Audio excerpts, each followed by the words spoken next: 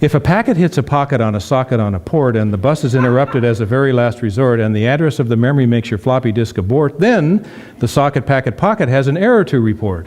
If your cursor finds a menu item followed by a dash and the double-clicking icons put your window in the trash and your data is corrupted because the index doesn't hash, then your situation's hopeless and your system's going to crash. If the label on your cable on the gable at your house says the network is connected to the button on your mouse, but your packets want to tunnel to another protocol, that's repeatedly rejected by the printer down the hall. And your screen is all distorted by the side effects of gas, so your icons in the window are as heavy as a sauce. then you may as well reboot and go out with a bang, because as sure as I'm a poet, the sucker's going to hang. When the copy of your floppy is getting sloppy on the disk and the microcode instructions cause unnecessary risk, then you have to flush your memory and you want to ram your ROM.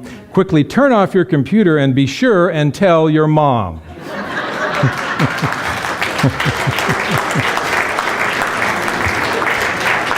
By Dr. Seuss. Be a lot more fun, wouldn't it? More interesting. You know, our life today is pretty fast. I mean, you think about it in the context of, I'd mentioned it before, but the amount of stuff that we have to process in a day is exponentially much greater than it was 100 years ago. I think average person was processing 600 bits of information a day. Today they're processing something like 60,000. So images and information, our world moves very fast and we move very fast in the world. And, you know, with our computers, you know, we can find anything we want.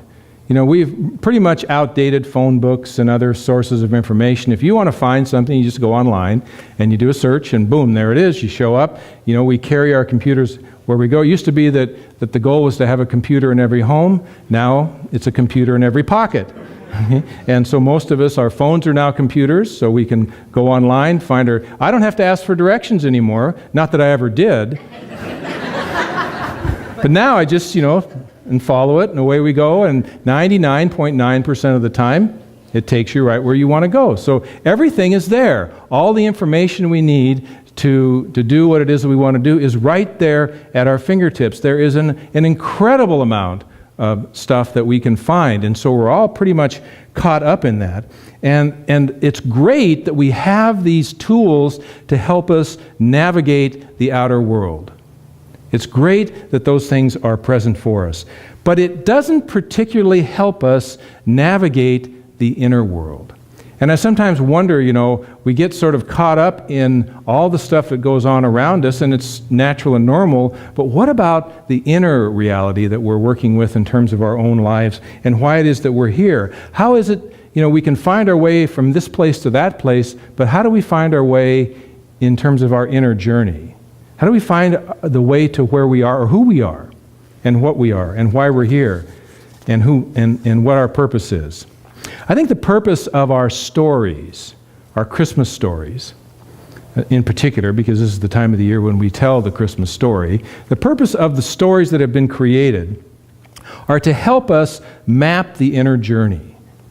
That they're there for us to see a physical representation that helps us to understand what is happening in the context of our consciousness, or what could happen in the context of our consciousness, so that we can find out what it is that we are about, why we're here, where we're going, what the experience is or could be.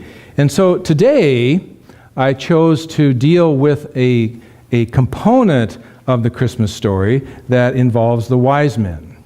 And most of us know the story about the Wisemen. I mean, it's a pretty simple story. Basically, they're astrologers that came from the east. That's where they resided. They saw a star in the east, and that star basically told them that an incredible birth was about to occur, and that birth was about the King of the Jews, the next King of the Jews being born. And so they decided to go on a journey to find that king. Now, they didn't know where they were going. Basically, they followed the star. That was the intention. So they left. You can imagine going out and saying, well, I'm going to follow that star and find out where it goes. It's almost like following a rainbow. You ever tried to follow a rainbow and find the pot at the end of the rainbow, and the closer you get, the further away it seems to go, right? Well, it must be a lot like that, following a star in the sky, that where is it leading you? So it takes a lot of faith and a lot of macho charisma to do that, okay? So they did. So they followed the star, and they ended up in Jerusalem. They even met with Herod. And here's Herod basically humors them, if you will, because they told him that, well, we're here to find that there's a star. They told him the story. There's a star. We're looking for the king of the Jews. And he goes, oh, well, Herod's the king, right? So, well, he kind of feigns interest. Oh, well, I'd like to find this new one and worship, that sort of thing. So go off and find him and then come back and tell me. Well, they're pretty smart. They're not wise men for no reason, They have a sense of what's going on, and they sort of hear the story behind the story.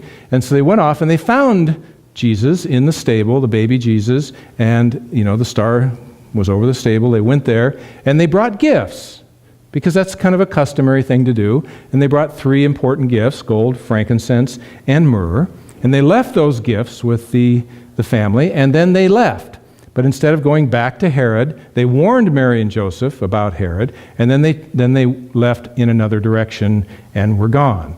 And that allowed Mary and Joseph, the gifts that were there, allowed them to take Jesus and escape themselves, because they had the substance that they needed in order to do that. So that's the story. That's kind of the components of the story, and it's a great sort of story in the context of telling a story, but really it's more than just a story that happened or may have happened in the world. It's actually a story that is happening within our own consciousness. In a sense, it's a map on our inner iPhone that is giving us some direction and some substance about what's occurring in our life, because the east represents the inner world. And so if we think about the light that they saw, basically it was an inner light. When you look to the east, you look to the inner. So metaphysically, east represents the inner. And since the star is an inner light, and when we think about inner lights, we think of a lot of representations. When we have an idea, a light bulb comes on, that sort of idea. Well, that's an inner light. An inner light is a divine idea. It's not some, light bulb. It is, an idea. And when we get a good idea, we feel lighter. It's exciting. It's bright. It has all that. So the inner light is an idea. The star is an idea that there's something more to us than who we think we are. There's something more to us than just physical beings. Something is trying to be born, and it is our job to be open to that and to go on a journey to discover that, to go on an internal journey in our own consciousness, because really it's a story of our awakening. It's a story of us awakening to ourselves as divine beings. It's recognizing that there's a component, a part of us that is of spirit, and that is a divine part of us. And when we awaken to that, when that idea first finds itself in our consciousness, it's a pretty incredible moment. It's a moment when the light comes on. It's like, whoa, there it is. And so we go look for it. So the story of the wise men puts flesh on this inner experience. And it's really a story of our awakening to an existential experience in our own life, that we are more than who we might think we are. We're more than physical beings. So the wise ones are in each of us. Those characters, and we can play with it, and we can talk about it, and we can go deeper with the different characters and who they are and how they show up and so on and so forth. But really what's happening is that we are on a journey looking for our true nature and the ruler of our reality. See, we desire some direction in our life. Who really rules our life? Do we intellectually rule our life? Do we go online and find the answers to our problems there? Or do we go online and find a bunch of information? Well, we may go online and find some answers that help us, guide us, but really the answers to our life experience don't lie in here. or whatever's at the end of this.